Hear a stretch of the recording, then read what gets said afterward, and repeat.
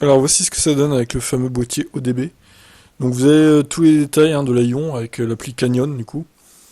52 784 km cet avion, 70% de SOC. Alors des fois ça se déconnecte intempestivement, je sais pas pourquoi. C'est pas hyper fiable niveau connexion par contre.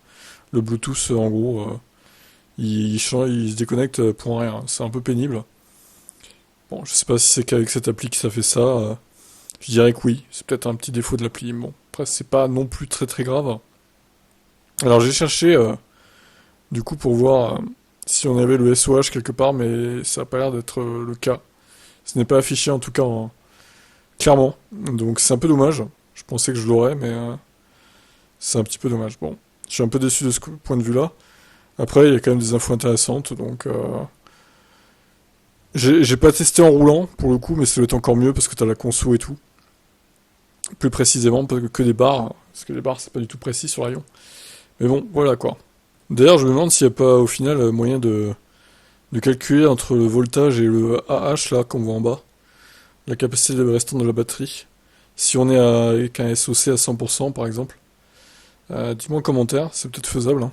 Bon, de toute façon, de ce que j'ai déduit de mon test, elle a pas perdu beaucoup, hein, clairement. Et en plus, maintenant que j'ai résolu le problème, vous allez le voir juste après, eh bien, je pourrais refaire un test de conso plus précis, en vidant plus précisément la batterie et en la rechargeant à fond avec le nouveau chargeur. Et oui. Alors justement, le nouveau chargeur en question, c'est un chargeur de type 2 que j'avais acheté en rab pour le Niro, sauf que bon, évidemment, c'est du type 2. Donc au final, ça n'allait pas sur l'Aion qui est du type 1. Ce que j'ai fait donc, j'ai acheté un adaptateur sur AliExpress, évidemment, je vais vous montrer après l'adaptateur en question qui permet de brancher un chargeur de type 2 sur un véhicule qui a un port de type 1, comme l'Aion. Et ça marche très bien au final. Et il n'y a aucun problème. La charge est très linéaire, il n'y a aucune fluctuation comme il y avait précédemment avec l'ancien chargeur, l'ancien Cro. Donc c'était bien le Cro le problème en fait, c'est pas le chargeur interne de la voiture. Clairement, vous voyez, hein, 1 heure de 8 pour 2,5 kWh récupérés. C'est parfait, aucune fluctuation. C'est le chiffre exact. Donc, nickel. Je suis un peu rassuré d'un côté parce que je me disais, putain, ça se trouve, dans pas longtemps, le chargeur interne de la voiture il va lâcher et tout. Je vais devoir faire réparer et tout, ça va me coûter un bras. Mais au final, non. Donc, c'est plutôt une bonne chose. Je vais vous montrer ce que ça donne du coup. Voilà, donc c'est un embout qui se branche au chargeur type 2. Du coup, ça fait un super pistolet super long. Bon, c'est étanche, hein, il n'y a plus dessus là, vous voyez, ça chargeait très bien. C'est fait pour, hein, évidemment.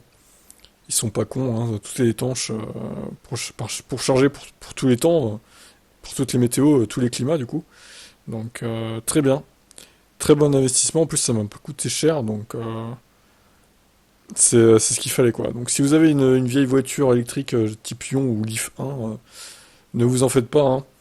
Vous pouvez, il y a des adaptateurs partout hein, sur AliExpress et sur les autres sites chinois du coup pour vous faciliter la vie tout simplement. Voilà pour ça. Donc voilà ce que j'ai acheté. L'adaptateur en question. 30 balles sur AliExpress, ça évite de racheter un câble de recharge qui vaut entre 90 et 100 euros minimum. Donc c'est quand même plus économique et surtout ça marche très bien. Il existe tout un tas de types d'adaptateurs hein, sur AliExpress. Donc allez y jeter un œil franchement, ça vaut le coup. Et en plus on le reçoit assez rapidement, hein. J'ai mis moins d'une semaine à le recevoir perso. Donc voilà, je vous diffuse les images.